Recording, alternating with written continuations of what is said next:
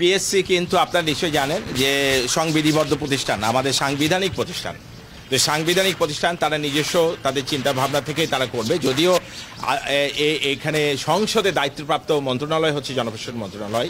সংসদে তাদের যে বাজেট উপস্থাপন করা থেকে শুরু করে তাদের প্রতিবেদন উপস্থাপন করা, এগুলো জনপ্রশাসন মন্ত্রণালয় করে থাকে। কিন্তু সেটি কিন্তু সাংবিধানিক প্রতিষ্ঠান। যেরকম নির্বাচন কমিশন একটা সাংবিধানিক প্রতিষ্ঠান, আমাদের দুদক একটি সাংবিধানিক প্রতিষ্ঠান।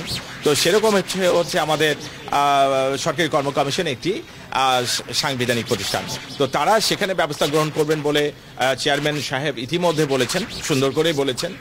তো বিষয়গুলো প্রমাণ হতে হবে এবং সেটির জন্য ব্যাপক প্রচেষ্টা চলছে এবং এখানে একটু ত্রুটি নাই, খুবই শক্তভাবে সরকার কিন্তু দেখছে।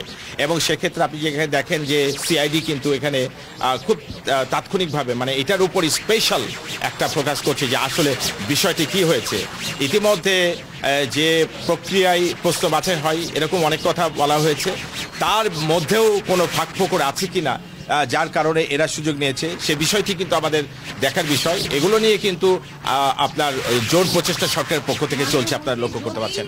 অবশ্যই আইন আনুক, আইন অনুযায়ী আমাদের চাকরি বিধান যেটি আছে এবং যদি কেউ সেটি করে থাকে সততা বা প্রতারণার আশ্রয় নিয়ে থাকে, অবশ্যই সেটি ব্যবস্থা যেটি আসবে সেটি অবশ্যই চাকরিতে যারা নিযুক্ত হবেন সেক্ষেত্রে তো কিছু বিষয় রয়েছে এবং তারা যথাযথ প্রক্রিয়া অনুসরণ করেই কিন্তু চাকরিতে তাদেরকে আসতে হবে। এবং পিএসসিরও কিছু নিয়মকানুন রয়েছে, সেখানেও কোনো ব্যত্যয় হয়েছে কিনা সেগুলো একটা ব্যাপার আছে। তবে আমার মনে হয় যে আমাদের অপেক্ষা করতে হবে। বিষয়টি কিন্তু অত্যন্ত সকলের মধ্যে একটা চাঞ্চল্যতা তৈরি করেছে যে বিষয়টি আসলে কি হয়েছে।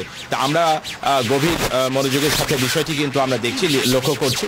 সেটি আমরা আমার মনে হয় যে পিএসসি করছে এবং সরকারের অন্যান্য আপনার সংস্থাগুলো এগুলো আমাদের নির্বাহী বিভাগ সেটি তো নিশ্চয়ই আপনি দেখেছেন যে মাননীয় প্রধানমন্ত্রীর নির্দেশনা, অবশ্যই সেখানে একটা জোরালো নির্দেশনা আছে।